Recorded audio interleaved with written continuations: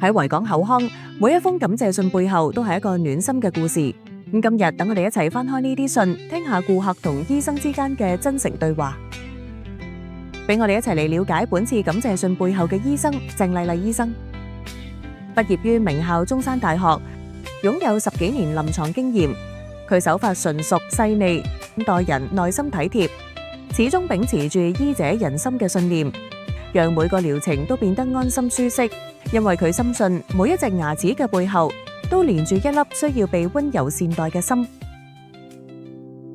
其實我相信睇牙唔單單係治療牙齒，更加係治療人生。好多患者一坐低一張牙椅就好緊張，所以我成日同自己講，要聽到佢哋心裏嗰把聲。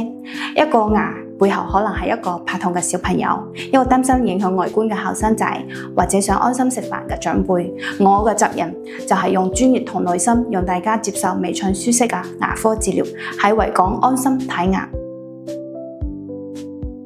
講到匠心，用我哋最複雜嘅種植牙嚟解釋就最貼切。種植牙唔係簡單將螺絲釘打入去就算，由一開始評估骨質、設計植入位置，到最後裝上牙冠，每一個步驟都係學問。咁就係要為患者打造一副好用又自然嘅第三副牙齒。我哋會繼續用初心去服務每一個患者，用匠心去做好每一個細節。